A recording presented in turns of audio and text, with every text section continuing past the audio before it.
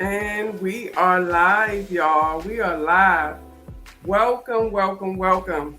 Welcome to Love Talk with Keisha for our Friday night edition of Love Talk with Keisha. We are talking about healing, y'all. This platform, we talk about healing from the spiritual aspect, bring those conversations to help people move effectively through their personal journey, whatever the struggle, the stronghold, the challenge may be. We're excited to be here tonight. So as you come in, like, tag, and share. Like, tag, and share. Like, tag, and share. Share it with somebody that you know that may be needing just an uplifting word, a sense of encouragement. So we're all going to take the time just to share it on our pages. I am making it public on my page so everyone can share. It is public on my page, so guys, y'all can share it as well on your page to your family, your friends, and all of those wonderful people so they can see this show on tonight. And we're excited to be here. This platform is brought to you through Self Love Ministry, which is the ministry that I founded through the grieving process of my son. It was a sense of therapy for me. And I just wanted to create something to help others find their way. So tonight we're coming to you talking about mental health, self reflection, and personal growth with our guest, Miss Kah Dee Sha. So we're excited to have her tonight. We're going to hear from her experience, her testimony, some things that she can share with people to encourage them along their journey. And we're going to get started in just a second.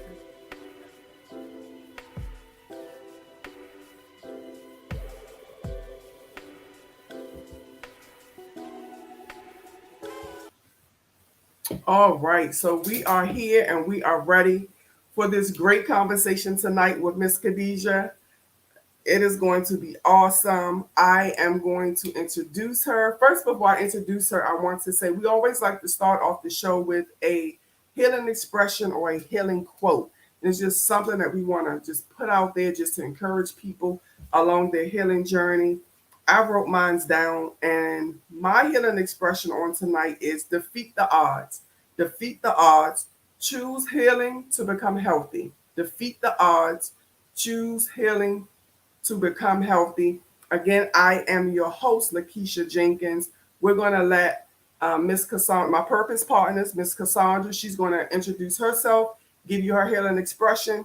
Then we will have my other purpose partner, new purpose partner, Miss Angel. She's going to introduce herself, give you her healing expression. Then our guest is going to introduce herself, and she's going to give you her healing expression, and we are going to go straight into the show.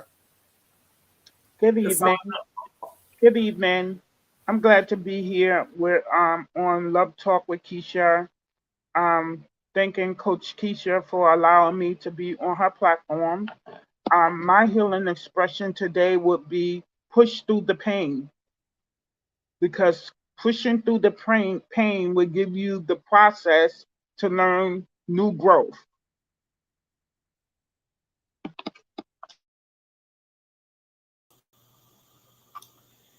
Good evening, everyone. My name is Angel Akinwale. My healing expression for this evening is to have patience. Because a lot of times we're going through things and people are just not patient enough. Everyone is, the world is so fast paced. No, it seems like no one is patient and no one understands what it is you're going through. So we just sometimes need to slow down, take time to listen to people, understand people, just be patient with people. I really like that one. My name is Khadijah. My healing expression would be that small intentional steps make greater purposeful steps or results, I would say. So even though things may seem like you're taking little tiny steps towards something, just little changes that you're making in life is more towards your purpose and aligning you to something greater.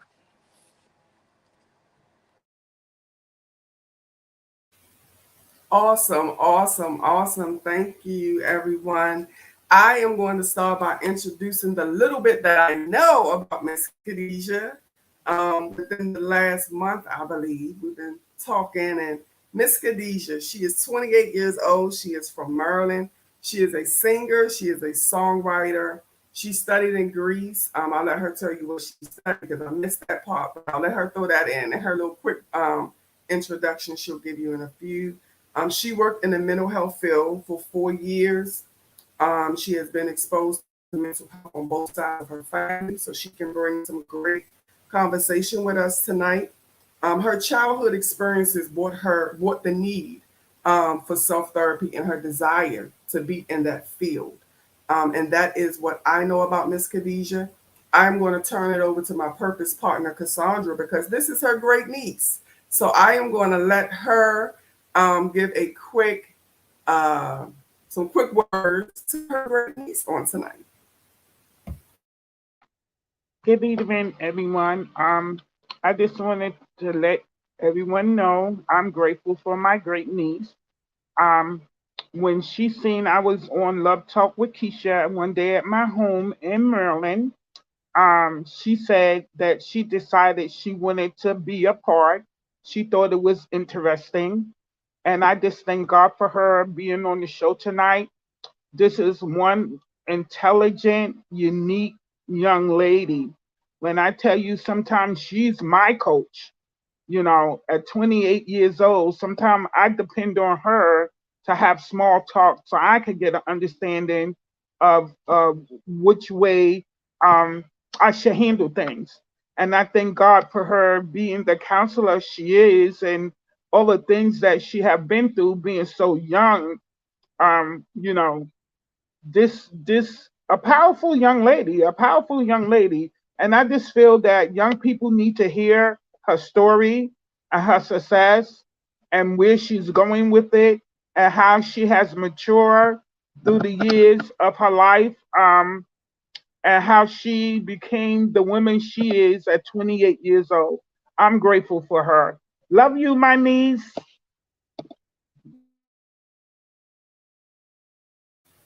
Yes, yes, yes. So we are excited, yes, to have the young generation come forward to talk with us. She is the first person to come forward from the young generation. So we are open arms and we're asking for the young people to come. What do y'all want to talk about? Come talk with us. Love talk with Keisha. We ready. So we thank you, Khadijah, for being the first one on. We call this the youthful Friday night experience. And it's good when we can bring the youth to the table that can render, their way, their concept of it, because that's what matters. What may have worked for us, older folks in the day, the way it may have seemed, our struggles may be completely different from what you guys may be dealing with or how they may affect you, or similar. But tonight we are talking about mental health, and we are talking about self reflection. We're talking about all of these different things that stand out that people deal with from so many different aspects. So I'm going to give you a second just to give a quick. I know I've said something, your aunt have said something, but just I'm going to give you a chance to introduce yourself to the people. Okay, hello everyone. I'm Khadijah Childs. I have taken such an interest in mental health. I've wanted to be a therapist since I was in the sixth grade. I had a therapist when I was younger, and she was so great. And I've always just had my mind just like, that's exactly what I want to do. Like, I want to help people. I want people to sit on the couch and just tell me all their, troubles and things like that. So I've always been super interested in the mental health field. Um, yeah, that's pretty much who I am. I feel like Auntie said, I'm always here to support people in my life. Sometimes a little bit more than I'm here for myself, which we're going to speak about a little bit. But I really enjoy supporting others and in that type of way. And I'm really can't wait to go beyond what I'm doing now as far as mental health goes.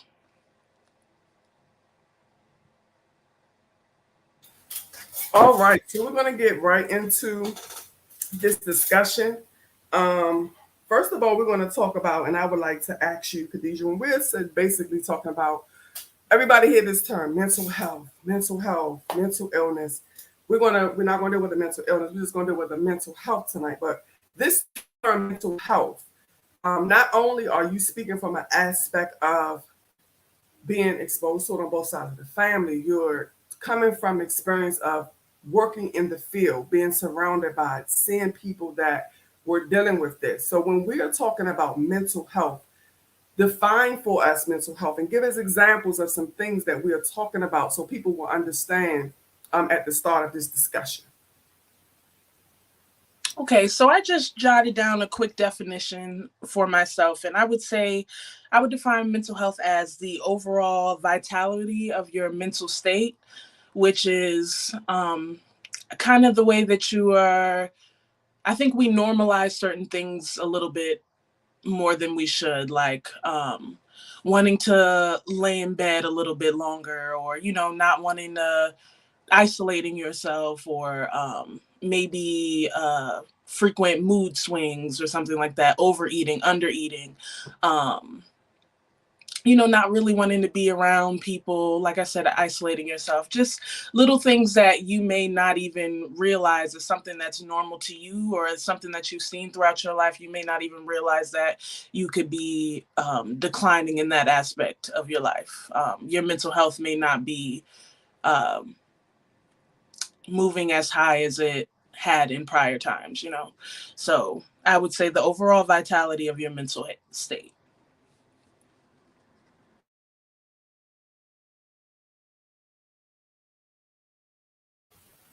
All right, all right, all right. So you worked on a job for 4 years, correct? In the mental health field. Give us a little feedback. Talk a little bit about that. Like how in depth was it? What did you do? What did you come in contact with? What did you see?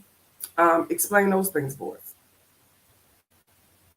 Okay, so I worked in the mental health field as a case manager for 4 years. So the term case manager is you're wearing so many different hats. Like it just in the mental health field, because I guess it was more of an entry level type job. It was my first job after I graduated college. So it's entry level, and I guess with most entry level jobs, you are doing everything. Um, you're scheduling medical appointments, you're doing medication management, you're talking to lawyers, going to court, I did on call as well. So I was an on call specialist. So I was handling clients that didn't even belong to me or that were on my caseload.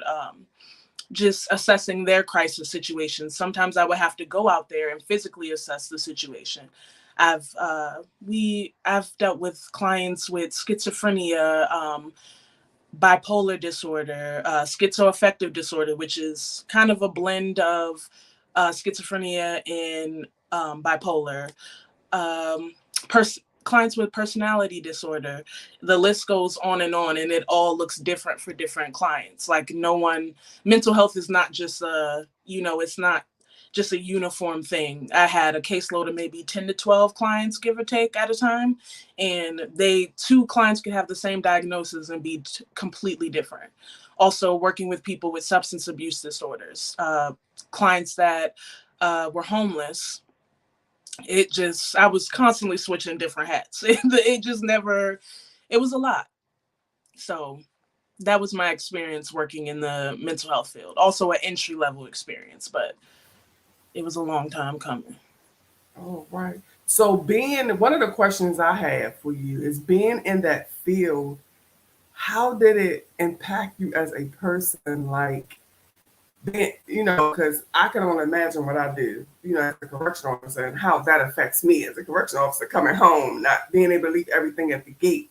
But how does being in that setting, 9 to 5, Monday through Friday or whatever it was, like, how do you separate that from your own personal things that you may be challenged with, or the times that you may be dealing with, but then you go to work and you're seeing people that are dealing with all of these cases of mental health? Uh, that I would say that was one of the biggest problems. I couldn't find the separation.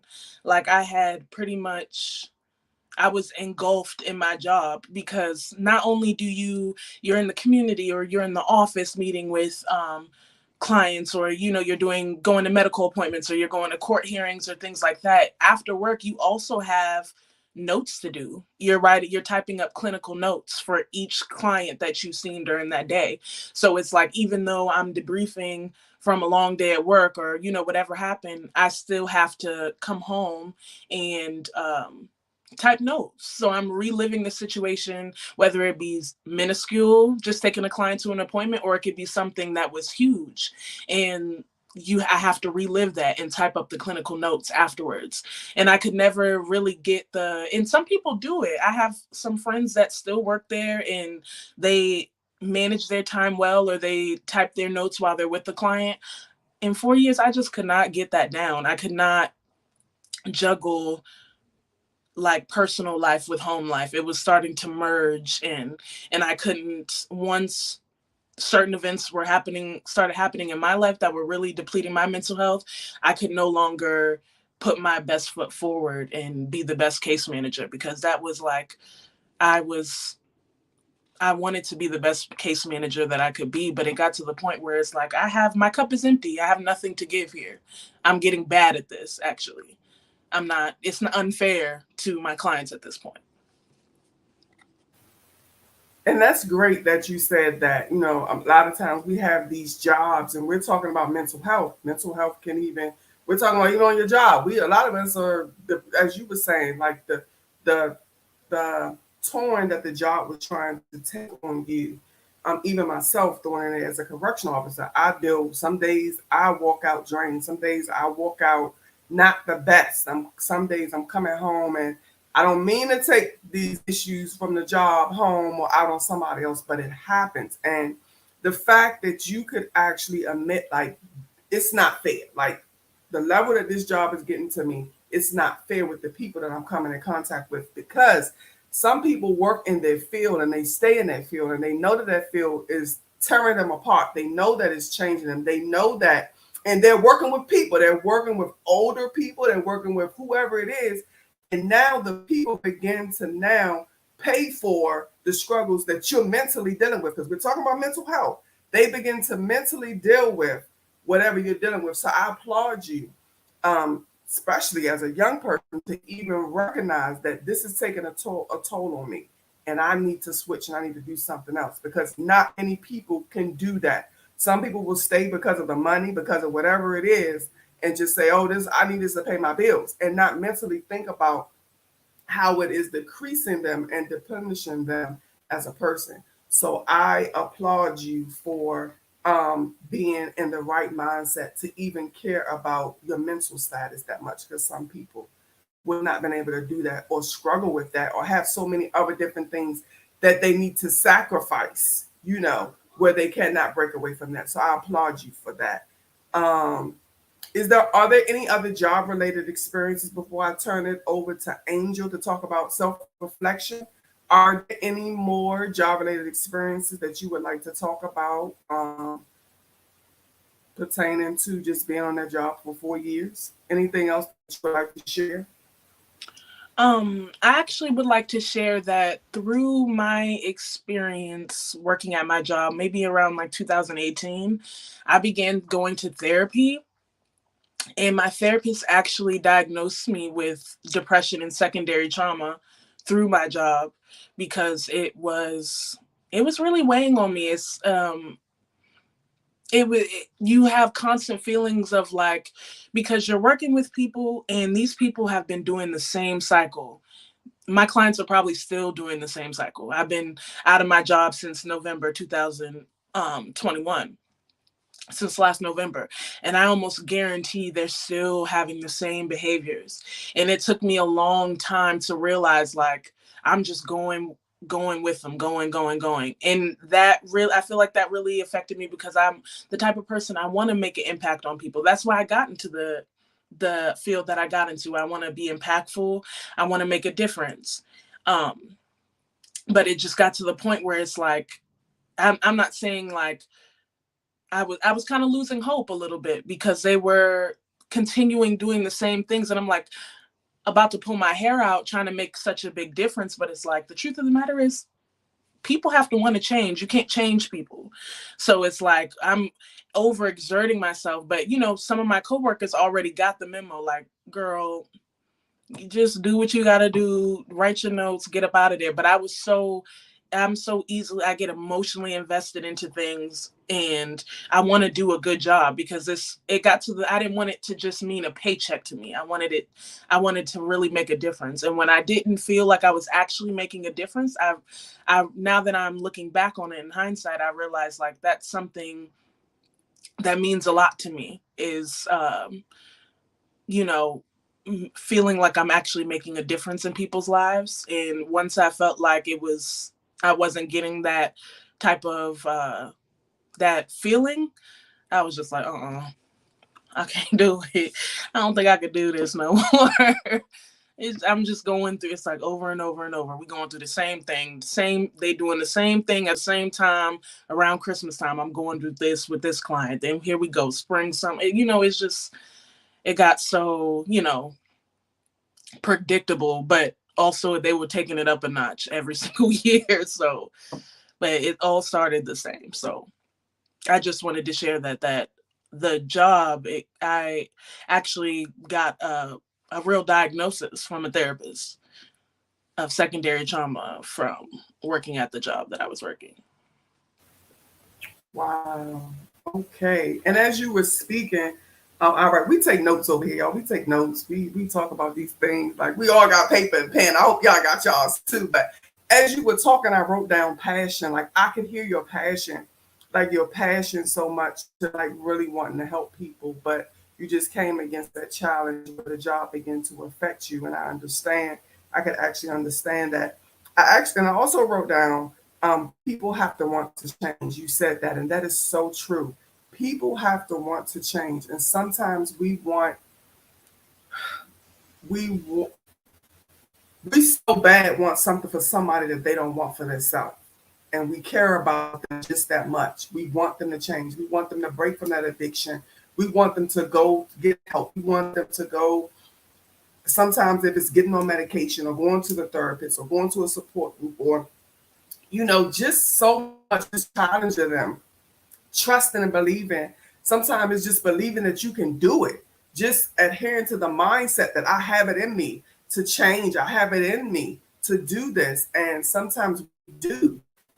We do want more for people than what they want for themselves. So people do have to want to change. And I realize that too, through what I do, even as a coach and self-love ministry here, I pour everything into it. So much that I would hope that everybody like, oh yeah, I want to jump up on and do that thing. But here's the thing, everybody is not going to do it. But my passion is still there. And I always say, God, if you just give me one, if the words that I say out of my mouth, if the guests that I bring on the show, if the things that I post on my page, if it's just one good, if I could reach one person every time I open my mouth, every time I do a post, every time I do a show, I'm good. Because that's more than one person that I had when I started. And that's what Love Talk with Keisha is about, because we are all hurting at some form. I don't care how much we get made up. We get our hair done, put the wig on, put the clothes on, go to the club, take the shots, go to church, pray, fast. We're dealing with something. And mentally, sooner or later, mentally it's going to attack us. Then it physically is going to get us. Then emotionally it's going to get us. And then we're going to break down. And we're not going to find a way out unless we lift our own self up. And we want that. We want the change. So I'm glad that you said that. We have to want the change. The person has to want the change. At this time, I'm going to ask Cassandra and Angel if you have anything else that you want to tag on to this first area of effects of mental health. I just want to say I commend you. I really do, because I too can relate to your situation, your story. I was a case manager as well for individuals with disabilities and mental illnesses for 2 years. And so I can definitely relate with you on dealing with individuals that are going through situations that you're dealing with on a personal level and having to go to work and, function and maintain your caseload. And it's hard. So I commend you for that. And I can identify with you on a personal level, because that is not an easy task. So I do take my hat off to you. And I kind of want to piggyback off of what Coach K just was talking about, like people wanting to change. That saying, you got to remember, you can lead the horse to the water, but we cannot make them drink it. You have to understand, no matter how passionate you are about helping people, because I'm very passionate. All I want to do is help people, see everybody win, make sure we all good. But I too have realized that I can't help everybody. So you have to know when to let go. And as they say, let God, or just simply walk away. It's hurtful. Just say your little prayer, but you gotta understand, keep in the front of your mind, you can't help everybody. Everybody's not going to want to receive you. So just do what you can. And when you understand that, or when you notice that you're not being received 100%, sometimes you got to fight that battle a little different. Fight them with the spirit and start praying for them. So that's what I do in my instances. So just wanted to share that with you. So just that prayer life has got to be strengthened, and we just got to fight a little different for people. That's all. I just wanted to add, some of the things that Coach Keisha and Angel stated. I have talked a lot to my niece about that. We have a close encounter. We are very, very, very close, very close. And since I moved here to Maryland, we I find a closer knit relationship with her where I could talk about things. I have worked also in a drug and alcohol treatment center, and I know how mental illness could get to you. And I also experienced some things where I could, relate to her and give her some tools to work on. And my main thing was to her was, you gotta let people be who they are. You go to work, after work, hang up your hat. I have been on the phone with her while she was typing up her notes, you know, a couple of times. And yeah, she do have a passion for people. She wants it to work. She wants to see the outcome. And I just thank God that she went to get help for herself. That's the main thing. She went to get help for herself because that's what I was implementing to her. Are you going to see a therapist? So I'm glad she is where she is today. A strong young woman. She's a very strong young woman. I could say that. All right. Thank you both. I brought a comment up on the screen. Turning Points Church. This is Pastor K, and she was saying, "Are you willing to work with people that want to change?" I don't know if that was a question for Khadijah. If Pastor K is still on here, you can specify in the comments exactly if you was asking Khadijah that question, or if that was just something you was throwing out there. We definitely want to pay attention to every question that we get on the screen. Specify exactly what you were asking. She said, from my understanding, Turning Point Church, she said, yes. Khadijah, are you willing to work with people that want to change? Of course, we know that, she's definitely willing to work with people that want to change. So I just wanted to bring that one of the questions that we had. I'm trying to pay attention as we go. We're trying to do some new things over here, y'all. All right. So we're going to turn it over to Miss Angel, who's going to bring up the area of self reflection. I'm going to turn it over to Miss Angel. Okay, thank you, Coach K. So, Miss Khadijah, um, with all that you've experienced, can you just tell us a little bit about the moments when you had began your self reflection? So moments where I had began my self-reflection, I would say that I was starting to feel like, number one thing about me is I will isolate myself. I don't agree with it. I'm not saying that this is right, but I do this thing where I'm just like, it's been real, but it's coming from a place of like, I don't want to burden people, but also specifically from working that job, it got to the point where my phone was always ringing with like a crisis. If it wasn't my own caseload, after COVID, I think I was doing on call like maybe 2 weeks on, 4 weeks off, which was cool. But then once COVID hit, it was like on call. Our job was shut down, so it's like our on call people. We were like, if people were calling the agency, that we were the ones that answered. So it turned into like a every other day type thing. So it got to the point. I say that to say like it got to the point where I didn't want to answer my phone anymore. People would call me, and I would be like, like, and I'm getting better at that now, but it's just like I got to the point where I was isolating myself. I didn't want to talk to anybody because it's just like I either felt like it was attached to bad news or somebody's or just running my mouth. I have been running my mouth all day. I don't want to run my mouth anymore. Or it's like somebody's gonna want me to be that person in my personal time, and I don't have the energy for that. So that's when I started noticing like that's a little weird, like the way you like every time my phone would ring, I would just be like, oh, like, well, who wants this? Or just feeling a little triggered by that. Also just like being exhausted. Like I just noticed that I was constantly tired all the time. And I started this job in 2017. I'm 28 now, but I should not be that, even at 28, I should not be that tired. You know what I mean? Like my mind was tired, which was making me like physically want to lay down somewhere. So that's where I was just like, okay, this is weird. The phone thing, normal people like to be on the phone. They don't get triggered when their phone rings. Like, I feel like that's just a normal thing. Like, that's why you have a phone, for people to contact you. But, I was so invested in my job that, like, that's what I correlated anyone contacting me in general. It's just like, it's going to be a crisis and I don't have the energy to deal with it. And also just like constant feelings of being depleted and being tired and exhausted.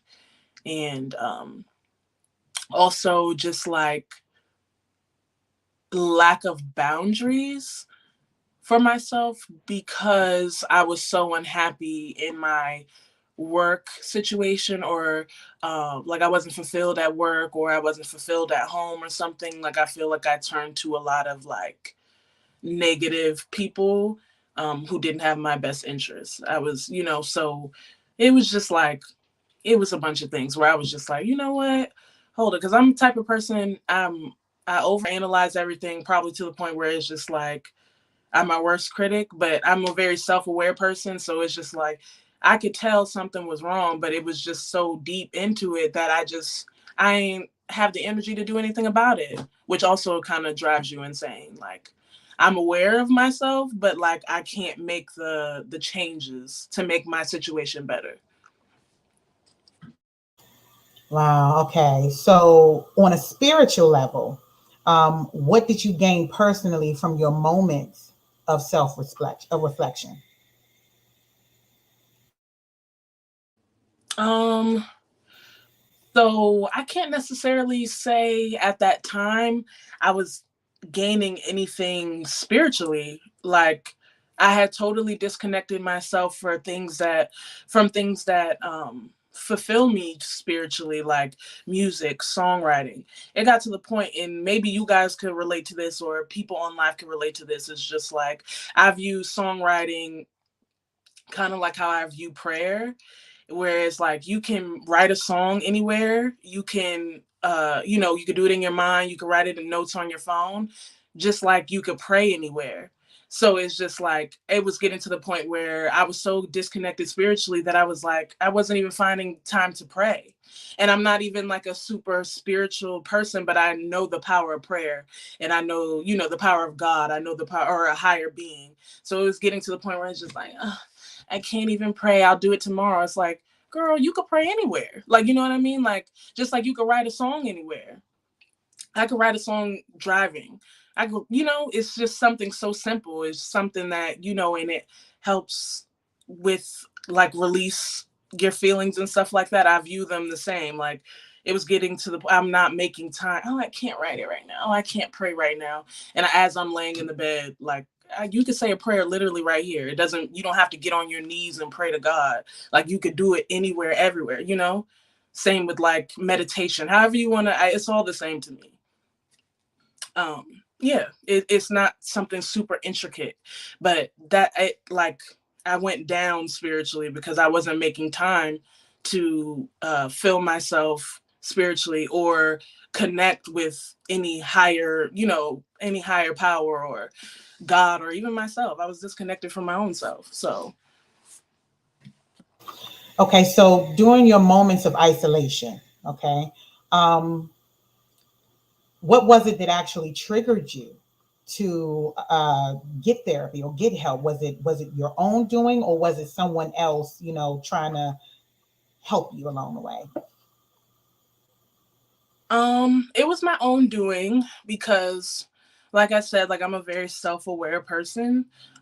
It just got to the point where I was like crying every single day. And I mean that quite literally. Like I would cry every day, like before work, I'd just be like just for no reason. It could be like it got to the point where like I got a cat during this time, and it would just be like he would do something, or he was just getting used to being in my house or something. So I remember one particular time, like he was still new to my apartment, so I think he like had an act, or I might have shut my door or something, and like he defecated in front of my door or something before work. And it's just like any normal person you would think, like, or not, no, I don't want to say normal, but like in a right state of mind, you would pick it up, get yourself together, clean it up. You would be upset because it's before work, but like I just would just be like, oh, just like I just laid on the ground and just like was crying. And it's just like, girl, that's when I knew, like, yeah, that's not, and that was happening like every day, where I was just constantly crying and I couldn't really like pinpoint why. It just was like, they would just come. In that particular time, I was just like, oh, this cat is but it's like I could just clean it up, get the little Lysol, move on, go to work. It wasn't that deep, but like to me, it was like, oh, my life is just, it's never gonna be right. It just got like so, whew, like elevated and escalated. So then that's when I was like, maybe I'm used to, I love crying. I feel like it's cleansing, but to a certain time. I don't mind shedding a tear, but it's like every day is not normal. Like, maybe once a month cry, or wherever you feel like there's no limit to crying. But I think like there could be a point where you're like, okay. And that was it for me, like literally crying every single day and not really knowing why I was sad. Just like they would just come, and then I would just be like crawled up in a ball in my house. And then I was like, all right, I need to seek therapy. So that was my self-reflection, where I was like, okay, this is getting bad. I get it. And I just want to say this is my final question. When you made that final step and decided that you needed help, can you explain how you felt when you picked up the phone, made that appointment, and actually went to the therapy? I don't know if you went or did a televisit, but just can you talk about how you felt during your first, like when you first got help?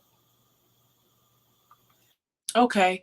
So this is actually kind of funny. So I started going to a therapist for the first time in 2018, since I was like a kid.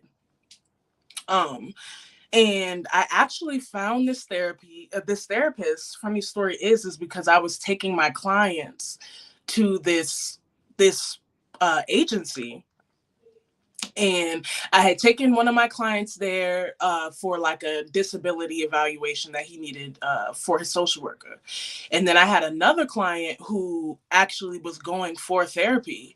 And I met this woman, and I really liked her vibe. Like, she gave me auntie vibes. Like, she was just so cool, Black woman. Like, but I was going for my own client. I was sitting in there for his therapy session with his wife, and I really liked her. So, maybe a couple weeks after my client was going to her, once or twice a week, I called and scheduled my consultation with her.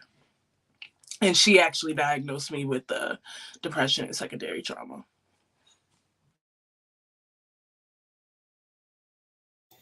That's all I have, Coach K. Miss Cassandra, do you have anything to add? I do have a question. I would like to know, when you was diagnosed with the diagnosis you had, how did it make you feel?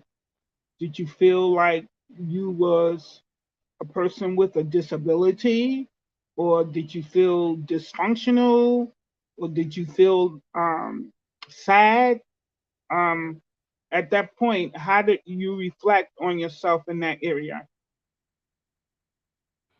So at first, I was a little like, especially the way I sought that therapist through my clients is how I found her.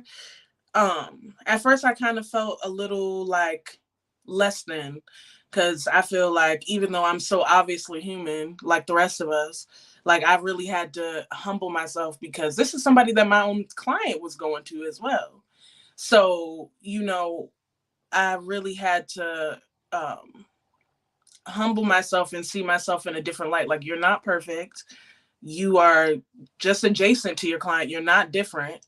I mean, we are different. He did some stuff, but we are different. But it's just like, in a human on a human level, we're the same. So I just felt like it took a lot of courage at that time to actually seek help, because I'm somebody's case manager. I'm an older sister, so I really had to be like, okay, like, you're not who you think you are, you know, in the best way I could put that. Like, I can't be everything. I'm not perfect. I'm not, like, this is really affecting me. So why? And she didn't have to tell me about no depression. I was there. I knew something wasn't right. Um, but it was a little, I was like, dang, like, I must be really messed up, because she thought, just based on some of the things that I was saying, she offered me medication. I was like, I'm not taking medication. I don't think, obviously, if you need medication, take medication. I advocate for medicine, but I just felt like I could work through this because I know myself. Like, I know what it takes to get out of this. I'm teaching other people what to do on a daily basis to get through this. So I declined the medicine, but I'm not against the medicine. So that was when I was like, "Ooh, this lady think I need meds." That's that's when I was like, "Ooh, clutch my pearls." But yeah, I would say it was, in short, I would say it was like, it was humbling, because it's just like, I'm not this person. Like, we the same. Me and this client, we the same. You know what I mean? So, in our own ways.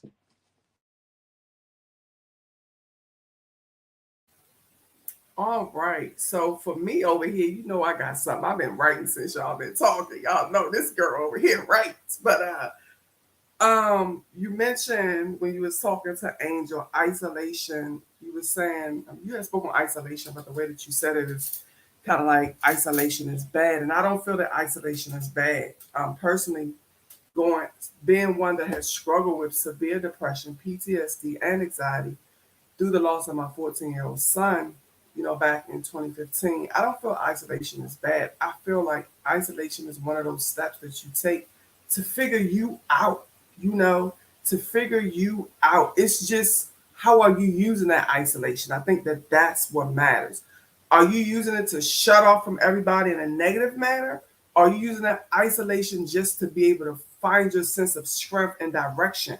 Are you doing self-reflection during that isolation? That's what I used it for. So I just wanted to say that I don't feel that because you isolated yourself, you did anything wrong. Your isolation got you to where you are today, the beautiful young lady that you are today. You, yes, girl, point that finger like you did the thing, girl. Like you did it. Like, so isolation is not bad. I also wrote down, you said, well, I wrote down honesty about not being spiritually connected. I love that you were honest, that you were going through, but you were not spiritually connected. Like spirituality at the time was like you wasn't there, and so many of us are scared to say that. Like, I'm not there yet. I'm so lost that I'm not there yet. I'm striving to get there because hey, I feel you. When I was going through my son, like people were telling, it's gonna be all right. You know, they speaking on purpose. They speaking on you going, the pain gonna get eat. At the moment, I didn't want to hear that. I just lost my son, and you talking all this, but I could not take it in at the moment. You know what I'm saying? So when I lost spiritually, yeah, I had detached myself. I was gone. The little bit that I could do was kneel down and pray. That's all I could do. But it took me to actually push myself to do videos and to go to therapy for 2 years, those things to get myself back on track where I could connect spiritually, because so many times people are suffering. People are going through, and a lot of times we say God, we say everybody knows, we speak of this God, but sometimes people are hurting so bad they can't connect to that God aspect. Sometimes you got to reach to you got to find another way to tap into them. If it's your personal experience, that's why we're doing Love Talk with Keisha. That's why we talking about this healing. That's why you sharing your testimony. So for somebody who don't know about God, they might know about depression. They might know what it feels to be isolated. They might know what it feels to not get up out their bed. They may know how it feels to be disconnected. So I love that you said, and you were honest. Spiritual, I was disconnected.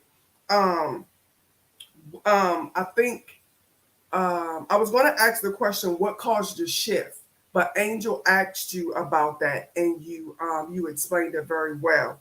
And then I wanted to say to you, I applaud you for your courage. You spoke about courage, and I wrote that it took courage, and you addressed your needs. So I applaud you for taking the courage to even realize something is wrong with me. I'm not supposed to be feeling like this, because we know something is wrong, but we're trying to cope that thing ourselves.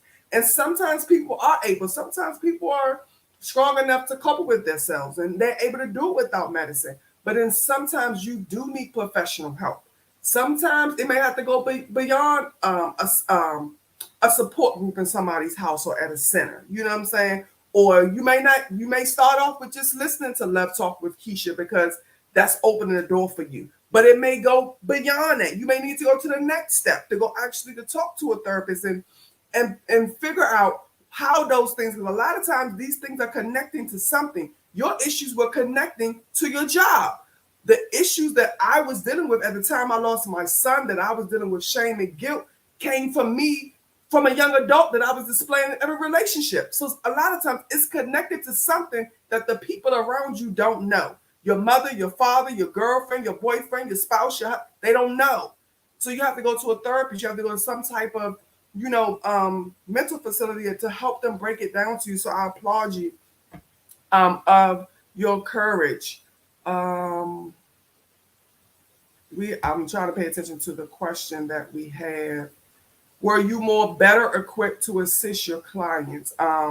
Evangelist Mixon, she's not joining us tonight, but that was her question. Were you more better equipped to assist your clients? That was a question for you.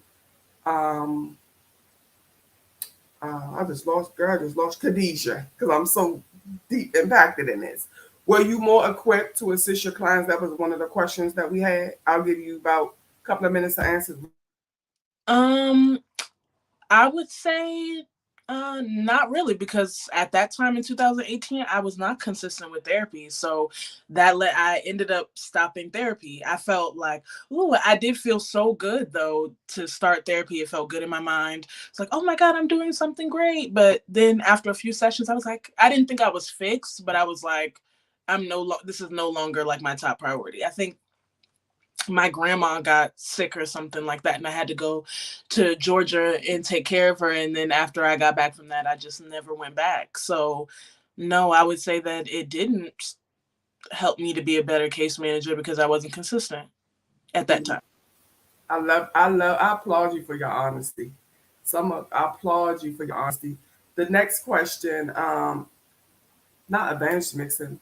Um, um, she has a new title now, so I got to get away from evangelist. But are you able to provide mental health advice to your friends and family? Mm. Um, yes and no. So sometimes it's easier to provide advice to people that you're not personally connected to.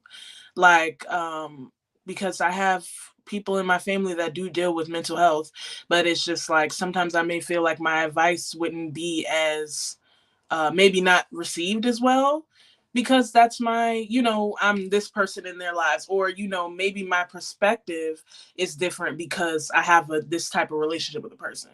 So I am able to give advice, but I feel like sometimes it may not be coming from a place of um I don't know, maybe sometimes it's not coming from the most unbiased place. So sometimes I think my best advice, like I could give just regular homegirl advice, or talking to auntie or something like that, or talking to my mom. Like I could give advice. Like I love doing that. I love finding solutions and stuff. But when it comes to like deep, dark thoughts, sometimes it's hard to um, have an unbiased conversation with my loved ones, mostly loved ones. Friends, I definitely can. I feel like I could be more open with my friends, with my own situation. But I feel like with family, there's a little bit of boundary and bias there, because it's like there's still a part of me that feels like I have to be this person that has it all together. So it could be, it's, yeah, I'd say yes and no. All right. So we're going to move on to the next area, personal growth. We touched a little bit on the spiritual relational. I know with Angel, she was asking you about, your spiritual connection at the time that you were going through. Um, Dealing with the personal growth area, I will ask you, what was able to shift that point of you being going through and being disconnected to now grabbing onto that spiritual aspect? What caused that shift? Honestly, I wish I had something like real profound to say, but like I just got sick of it, sick of myself. I got sick of my own shit. Like, I just got sick of it. I'm not gonna say it, but I'm just being transparent. I got sick of myself. I got sick of being like, oh, I just got sick of being in that space. Secondly, I think that I got reconnected to my spirituality during COVID, because I really got to sit with myself. I didn't have to go out and be with clients. I had an excuse to not have to be around people. I just was in my house, just like, meditating, or, with my crystals. And, I really got time to really reconnect with myself without being somebody's case manager all the time. Like, I feel like the expectation of me went down. So I felt like I had time to reconnect with myself. Like I, I don't know. I wish that more people like thought of it COVID like that. But obviously, because that was like a really scary and unpredictable time, and very detrimental time to a lot of us. But I would say that COVID was really um, the shift for me to really connect back to myself, because I didn't have any distractions anymore. or way less distractions. All right. And then last nugget under personal growth would be being intentionally driven. You spoke about that when we did the guest chat. What caused you to become intentionally driven? Like, what got you to that point? Like, I'm just ready to take off with this thing. I'm just ready to just take off. Like, what got you there mentally? Um, so I would say I don't want anyone to think that I like it's not I'm still working on this. Like this is something that I'm like doing in the present moment. But I just started forcing myself to commit to different things. Like I just recently, well, it's been a little while, but I just joined a band not too long ago, and that's something that like fulfills me. Like I love singing, I love music, I love writing music, um and that's just something that just fills me up. So that I just am trying to make, like I said earlier, like intentional small steps to reach like a big, goal. And I don't necessarily have like this big goal necessarily in mind. Like I know where I want to be in the down, like, down the road, but like I was having a disconnect between here and there. You know what I mean?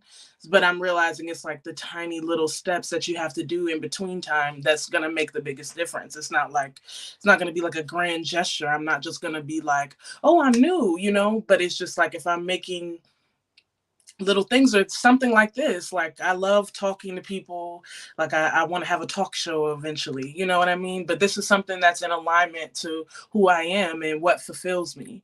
So, just seeking things that make me feel good or seeking things that are in alignment with my purpose, because at the time when I was in the thick of work and stuff like that, I there was no extracurricular activities. Like it took me forever to finish my EP because I wasn't like going to my friend's house to record. I was tired. I didn't want to drive that far and stuff like that. Like, I wasn't doing anything to fill. It was just work, work, work all the time. It was never all my free time was going to either sleeping or turning up. There was no like real self fulfillment in like I said, I'm a very self-aware person, so I'm noticing myself like getting further away from who I really am. Like I'm a singer, I'm an artist. So it's just like I started being real like robotic all the time, and that would that would irritate me because I'm like I'm not this person, I'm not this person, but also wasn't doing anything about it. Like I just wasn't in that mindset to really change anything. So I would say that like this is something like I'm actively doing, making sure I'm, trying to fit in the gym or, you know, just having balance, not just being this robotic person because I'm so far from that. I'm like a free flowing person. I don't move like this. You know what I mean? As soon as I feel myself moving too like this, I'm like, oh, like, I get uncomfortable. I get like anxious and stuff like that. So just doing more intentional small steps to get me, closer to my goals. Sounds great. Sounds great. And from what you said, I've picked up about just being able to find a sense of balance. Even though the issue may still be current, and truthfully, some of us, the struggle may never end for some of us. It may still exist. But to find a sense of balance, like depression, I will always struggle with depression. It will always come. The birthdays are going to come. The holidays are going to come. Those moments are going to come that I don't even want to come, but they're going to come. But I have to have a sense of balance. I have to find something. And doing this, just Love Talk with Keisha, self love ministry, self love coaching services, all of those things, going out in the community, doing things, that's a sense of balance for me. So, whatever somebody may be dealing with mentally, whatever mental challenge we may be dealing with, you're learning, we are learning a lot of different strategies, a lot of different outlets, a lot of different ways that we can transition to find better ways to cope, to change, and to shift with whatever we are struggling with. We have about 30 minutes left, so we are going to move on to our last area, which is advancing beyond your struggles. And Cassandra is going to take us into that. And Cassandra, because we have 30 minutes left, I'm going to ask that you pick one of the three that we talked about. Pick one of the three that we talked about, whichever one stands out to you. That area, pick one of three, and ask Khadijah about that particular nugget. So I want to pick. I heard you saying you was isolated and things that you went through mentally and how you felt yourself losing yourself and things didn't seem right and how you was crying and so many things you went through. My most important thing is yes, you are a big sister. You hold a lot on your shoulder. When it's time for family to talk, they always find Khadijah, because she makes sense to what she's saying. But my most important thing to you is how did you understand your own self? Like I know you went to your therapist, you stopped going, you started gym, you stopped going, you started going back to gym, you started juicing, you started using vitamins, you was doing all the above. But when did Khadijah have time for Khadijah to find her own self? Like Keisha said, isolation is not bad all the time. No, no. It depends on like you said, how you're doing it. So there were times where I was like isolating myself from my family, not want to answer my phone, being triggered by phone calls and stuff like that. Mhm. But on a positive note, the time that I had by myself to really like um understand myself and just you know connect with self.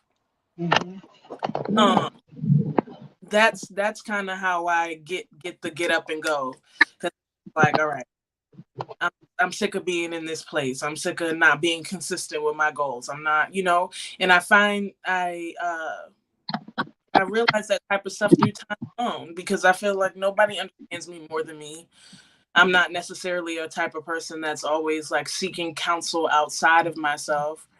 So yeah, like Keisha said, isolation is what got me just quieting all the noise sometimes and just like focusing on myself, grounding myself, like being with myself, like of thinking over like certain situations, like why did you react like that, or why did that trigger you, and then you start going into childhood and you go, this is how my mind works. Like I'm constantly just trying to find the root of every issue. Like nothing to me is ever what it seems. Like I'm like, let's get to that root. Like what's really going on. So yeah, so spending time alone. I don't think that you can learn. I mean, you can learn things about yourself through other people, um, because we're all the same. We're all connected. People are gonna mirror you, and but nothing is better than having quiet time alone. And also, like, I don't want to react to. I don't want to take my issues and put it on other people in social spaces. Like, I want to be, I want to bring joy when I'm around. I don't want to like make the party like scare the party type situation. So I noticed too that sometimes, I overthink myself and I call on you with some challenging questions. And I was wondering sometimes, do some of my challenging questions help you to see, your own self and how you understand yourself with the questions that I do ask you? Because you do help me, in a lot of ways when, I need an answer. I can call on you. So how in that area helps you to find your own self? um definitely be just because, well, me and you are literally connected. We family, so we really connected. But I think when you have encounters when people depend on you in certain ways, like I was just saying, like we're all connected in some sort of way. So like helping you is always gonna help me. outside of you being my aunt. But just helping a stranger, like I feel like helping a stranger in some sort of way is always going to help me, because we all connected. We're all one person, or we're all similar. We all have similar but different life experiences. So it just helps me, because like you said, you're an overthinking person, I'm an overthinking person. So like giving you advice is always, it's always going to help me in some way. like oh, I didn't even, oh, I'm saying that, okay, how can I relate this to my own life? Or that was good, girl, okay. I'm relate that to my own life. Like, or sometimes it'd be like, girl, take your own advice. Like, how you just broke it down like that for her, and you can't even do what you got to do. So sometimes it'd be like that too. So I think that helping others always helps yourself, just because whether it be good or bad, like even in bad encounters, it's just like some negative encounters I've had with people, like sometimes you just got to be like, that really sucked, that really hurt, but like I just leveled up in life somehow. I learned something. So that's how I try to view it sometimes, like a level up.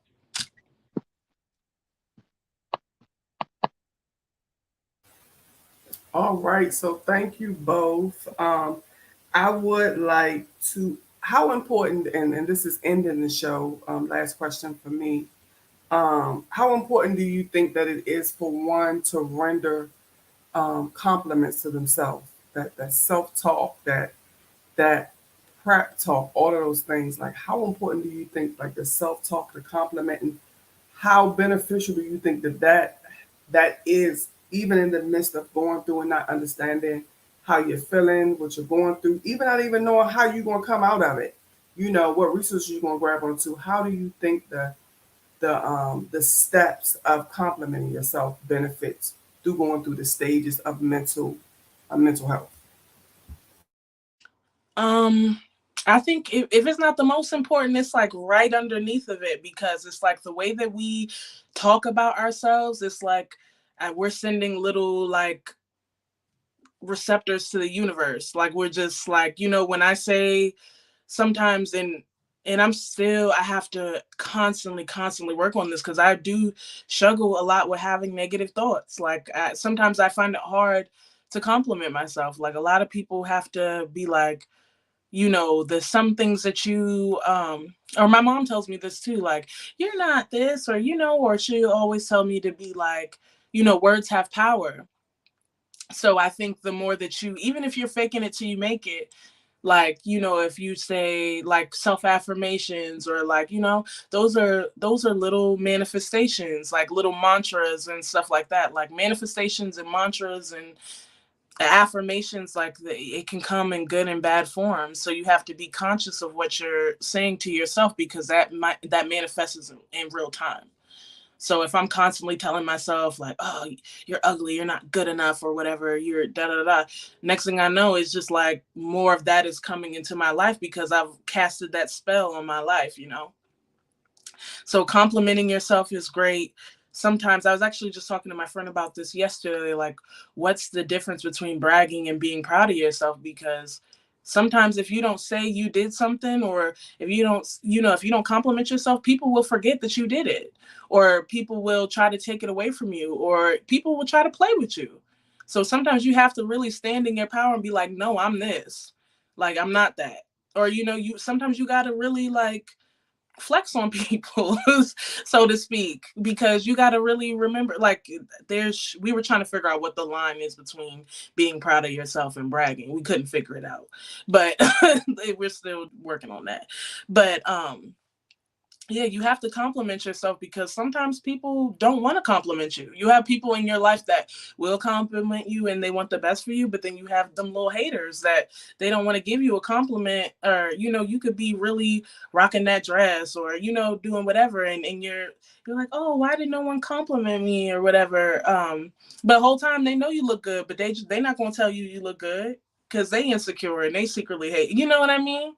So it's just like you have to really stand on your own. You got to be your own cheerleader sometimes and stand in your own power and really stand 10 toes on your own self. Know that you are the baddest, know that you are the smartest, or, no, it's you stand in your power, because sometimes people don't want to see you win. So who's really going to compliment you? And also, you want to compliment yourself, because if you don't, you might manifest something that you don't want. If you feeling like you ugly, and you keep saying I'm so ugly, you might just get uglier.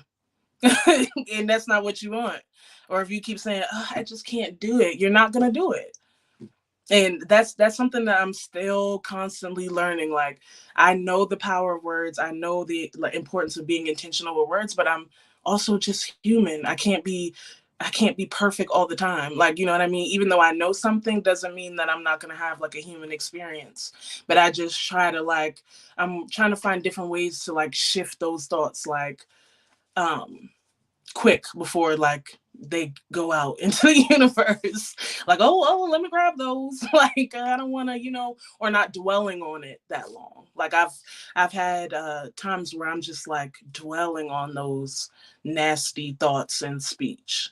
So, I think as a human, it's okay for us to have those negative thoughts about ourselves, or, but, like, don't dwell in it, and don't give it so much power, because then it's going to manifest into something that's opposite of what you really want. So compliment yourself, or because nobody's gonna do it if they hating. Absolutely, absolutely. Um, Sometimes you have to encourage yourself. Yes, so true, so true. Sometimes you have to encourage yourself. Encourage yourself. We are going to wrap this up with our wrap up remarks or whatever. I will start by saying, I salute you. I salute you for your transparency, your honesty, what you have brought to this platform tonight, what you have delivered. I pray that something you have said will help and has helped somebody along their mental um, mental health challenge. A lot of times we're all faced with it on some form. But I actually applaud you for. We've been excited about this, and now I see why. Um, Mental health is just it's so broad, it's so big.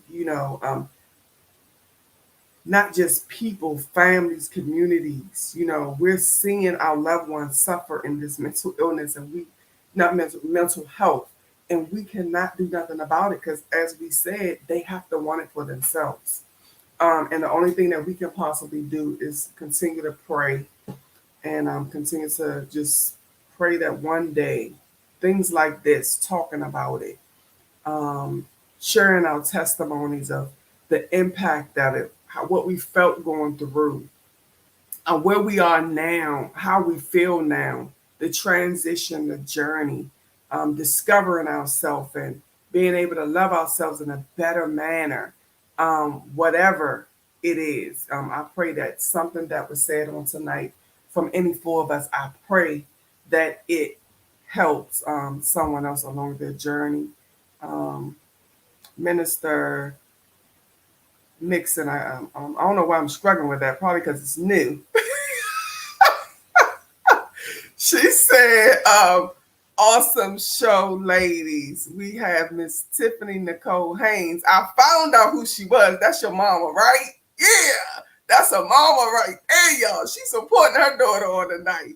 Your transparency will help people you will never meet. And so true. So true, so true, so true. So yes, I applaud you. So that's my wrap up nuggets for tonight. I applaud you.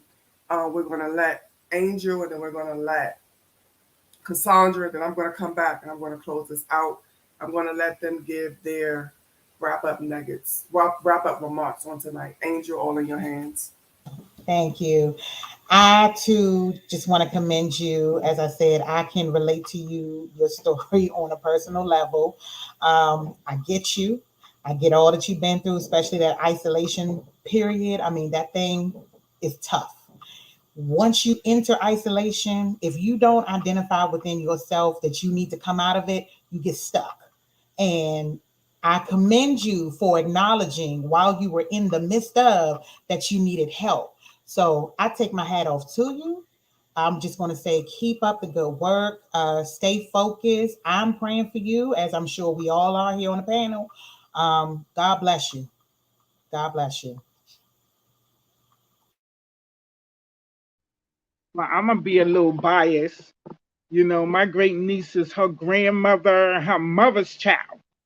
Yes, she is. I just thank God for your strength and the things that was invested in you as a child.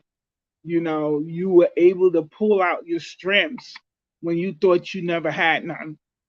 And I commend you on that. You know, I just got to say, your grandmother and your mother and your father, you know, have brought many, many, many, many strengths into your life to grow up to be who you are. And I thank God for your honesty, your transparency. You know, you know, yeah, we did get a little personal about your stuff, but I'm so proud of you. I'm really proud of you. You have your own apartment, your own car. You know, many young people like you don't take on these responsibilities because they're afraid. But I just thank God for you and who you are, and you keep persevering. Um, and just know, y'all, she beat up on me. You know, she do. When I bring my question, she beat up on me. She ain't soft now. I'm telling y'all, this girl right here, she ain't soft. I'm just messing with her. But yeah, I thank God for her and who she is and how I could call on her and she could be honest with me. You know, me and her sometimes do have battles back and forth, but she is honest with me, and I thank God for her. Keep growing. You know, keep allowing God to use you. Keep singing in your music. You know, continue being the artist you are. You know, and come on over to the play because we need you. Hello, we need you. And just know that God is good and He's going to continue blessing you. And I love you and God bless you. All right, Minister Mixon said, Khadijah, keep growing and glowing. God definitely will make a way for you. Continue to stay focused and encouraged. God bless you, and I'm proud to be your family. Yes. Um, God gave me this as Cassandra was talking. Um, we don't have to stay in it. And I began to think about just Khadijah, and we may go a little bit over time. And I always say, when God says continue, I continue because somebody may need this. And us ladies, we know we may go over time. It's Friday night. Y'all may be in a club or whatever. So just this your club tonight right here. But God gave me this, thinking about just what Khadijah was talking about, just seeing the exposed to mental health on both sides of her family. She didn't stay in it. She didn't claim it. She broke away from it. Like she pushed, she whatever. And a lot of times we want to say, oh, my mother did it, my father did it. I grew up in a house with this, what I saw. Yeah, that's what you saw. That's what you was exposed to. But you don't have to attach it, and you don't have to let that like you don't have to stay stuck in that. You can break away from that generational curse. You can break away from whatever you saw your mother did, whatever you saw your father did, whatever you that was put on you, that that that was put on you and you were innocent of it. Like, it was just put on you. Stuff like sexual abuse and all of those things. Like, there's a way to push towards all of those things that, that may be whether intentional or not intentional. So just remember, like, whatever we're dealing with, struggles outside of mental health, I don't care what it is, because we're talking about healing tonight. Healing comes from all different sides, so many different struggles of life. We're talking about people like me that are almost 46 years old, but I'm just starting to break free from things when I was 15, 21 that I carried for all of these years.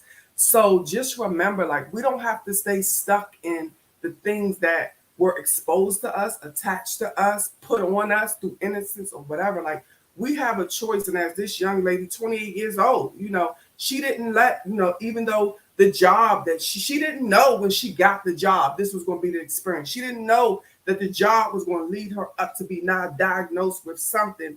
She didn't know. But what she didn't do, she didn't stop. She kept going. She dealt with it. She pushed her way through it. She did not claim it. She stepped back. She did self-reflection. She thought about it. She said, this is not right. I'm not feeling right. I'm not going to stay here. I got to do something different.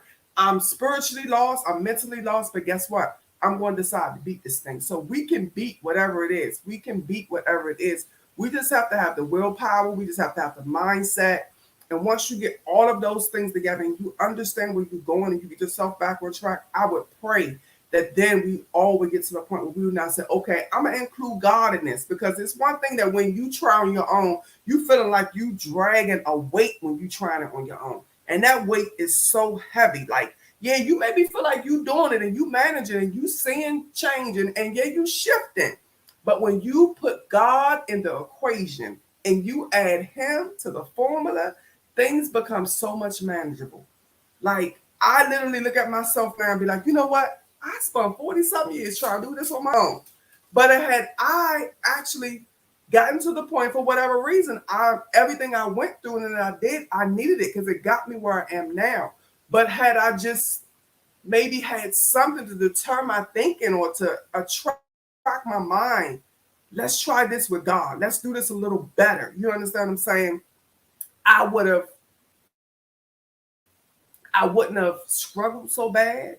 I wouldn't have had things wouldn't have affected me the way that they did. So I just say whatever your process is, whatever you're going through, whatever you need, whatever you're hoping for, desiring for along your mental health journey, your personal journey, discovery journey, healing journey, include God in the process. And I promise you, things will get better. You can't go wrong. You can't go wrong. There is no bad to this formula.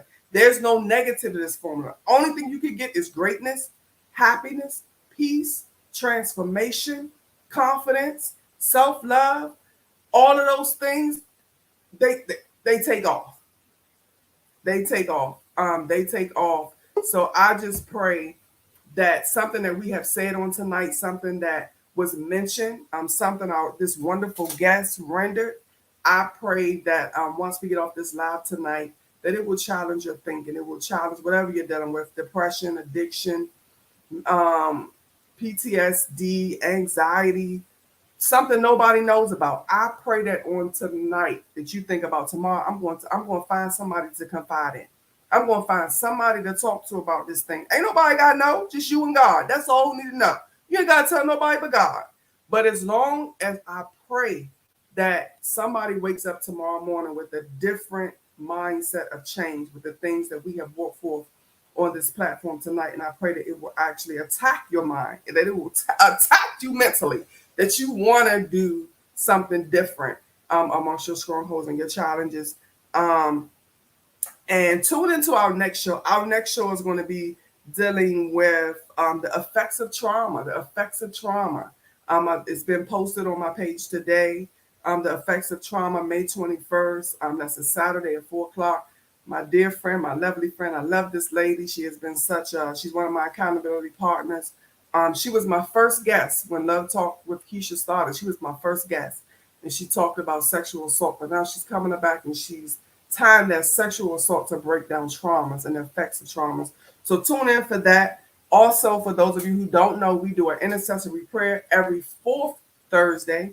Every fourth Thursday at 7:30, we do a Zoom. It is not live. It is private. It is Zoom, so that the benefits can be there and you can just feel comfortable releasing and getting off that Zoom call in a better form than what you did when you got on. So reach out to any of us tonight. To stay connected with that. This Love Talk with Keisha platform, this talk show, podcast, whatever you want to call it, is through my ministry, Self-Love Ministry, which I began to form through the loss of my 14-year-old son. Those of you who's first time seeing me, new to me, I lost my 14-year-old son to domestic violence on October 19th of 2015 with someone that I was basically just got into a relationship with a couple of months.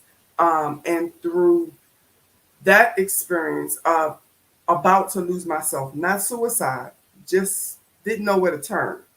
I decided to, yes, seek therapy. And I decided also to create ways to help myself and to help others along the way, to keep them connected with themselves. And this is just a part of what I do. So you can visit the website, selfloveministry.net, find out more about me, find out more about my passion and services, all of those wonderful things. We're going to end this with a prayer.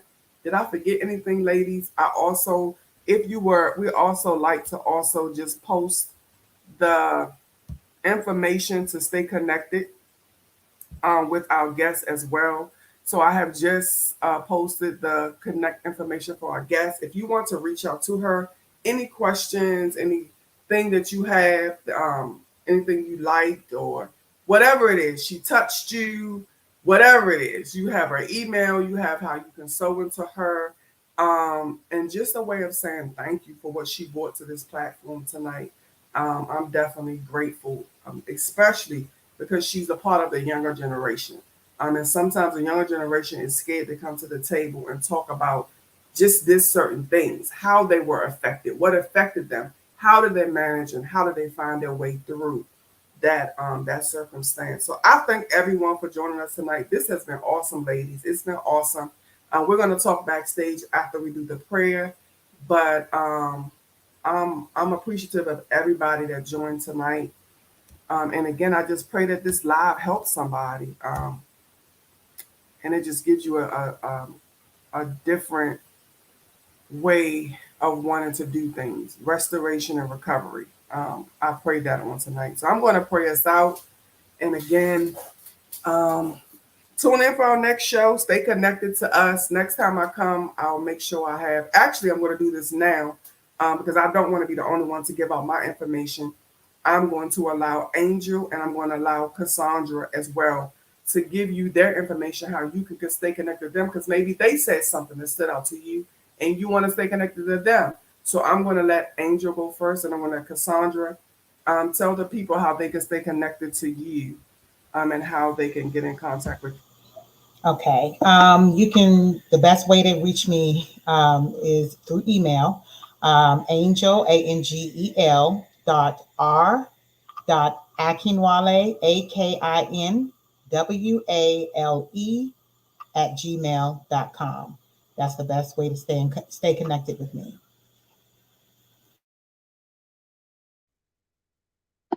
My email is Cassandra Rice 72309 at gmail.com. If you want to reach out to me, I'll read your comments and reach back out to you. God bless you. All right. As I'm praying, or before I pray, can both you ladies just take a minute to type your email, your contact information, whatever it is, in the comment section so they can see it on the live? Are you able to do that? Type it in the comment section. If not, we'll be able to post it. I'll have it posted next time and I'll save it. But if you can, if you're able to, post it in the comment section so because they may not be able to spell, certain things. We want them to have the correct spelling so that you receive the emails if needed. If not, we will have it definitely posted for you next time. Okay. So I see angels. Okay, I got angels. I'll basically have them everybody's email and stuff attached to the post once I go back, once we end the live. Okay. All right. We're gonna pray. And again, I say thank you. Dear God, we come to you just to say thank you. Thank you for this opportunity. Thank you for this wonderful guest, Kah Dee Sha, that came forward tonight just to render full transparency, full testimony, and full truth on tonight. I pray that more of the younger generation will see her stand out and will see her share her testimony. I pray on tonight and I claim on tonight that the young generation will reach out and want to come to Love Talk with Keisha to release, to reload, and to refresh from this whatever struggles, whatever challenges, whatever experiences they can use to encourage and someone else along their journey. God, I thank you for this platform that you are just man. I have no words. That you are just forming of your own ability. It started just by you giving me a vision, but it's turned into something great. Now I know that this is beyond virtual. I know that I'm claiming so much for Love Talk with Keisha to step beyond and to help people in a brighter form. I thank you for each purpose partner that I have on this platform, what they bring to this platform, the background they bring to this platform to help the people in the community, those who are hurting, those who are looking for an outlet, those who are struggling and have no way to talk to, and maybe the only way they can get it is through Love Talk with Keisha. God, I pray that they tune into every episode. I pray that every episode that they watch, they take something away from that will challenge them more than it did before, because we all sometimes need to be challenged in order to get them to step out into that process and to reach that breakthrough. I pray that you continue to pour into each one of us the gifts that we bring to this platform, the gifts that Kah Dee Sha brings to Love Talk with Keisha, the experience that she shared on tonight. I pray that her words and I pray that her testimonies will just allow somebody to walk into transformation. I ask that you bless us as a whole, but you also bless us in our individual lives, the things that we are committing to you for, and putting you first, and just being the bold women to come and not be afraid to talk about the struggles. And as we get into deeper conversations, God, I just pray that you just give us guidance and things that we are going through even before we hit the live button. I pray that you will allow us to share and let people know, yes, we are a platform of women that are talking and bringing discussions, but we still suffer from things, and we still are challenged with things, and we still deal with things. And this is a form that helps us just as well as wanting to help other people in the community. God, I pray that you would continue to protect us, lead and guide us from in every way. Everyone that's watching, I pray for their health. I pray for their mental status. I pray for their physical status. I pray for their emotional status, the divorce, the separation, the addiction, the heartbreak, the depression, the anxiety, the PTSD, the diagnosis that they don't understand, but they're dealing with, and they're letting the diagnosis take over their mental state. God, I pray that they don't claim it, that they look to you and they trust you and they believe you enough, and they allow their faith to get them through whatever they are dealing with on tonight. God, I just pray for our community. I pray for our kids. I pray for the young generations. I pray for whatever someone may be going through. I pray for those that are, walking with a mask on, living a facade, those that are hurting in silence, feel that they have no outlet, God, because I understand how it feels to be all of those people. I once was that person. And I come on tonight just to tell somebody, like, there's another way. There's another way. There's another outlet, but you have to want it. And you have to commit to it. And you have to begin to discipline yourself and break away from some things and break away from some people and break away from some environments to adhere to the steps and the phases and the processes that you need. So, God, on tonight, I pray that somebody will step into their process. I pray that somebody will adhere to that personal journey. I pray that somebody will say, I want to do something different. I want to do something different. I'm tired of dealing with this. I'm tired of feeling this way. And I just pray on tonight, God, that we will be changed, restoration, breakthrough, shift, whatever was supposed to happen. I pray that it happens on tonight, God. So I just ask that you continue to bless us. You continue to strengthen us. You continue to guide us through everything that we bring to this Love Talk with Keisha platform. These requests and these prayers on tonight, God, I render to you. Amen. Amen and amen. So thank everyone for joining us. We'll be back with you for our next show, as I said, on the 21st. Stay connected with each and every one of us. We love you, and good night. You can talk backstage, ladies. Good night, everyone.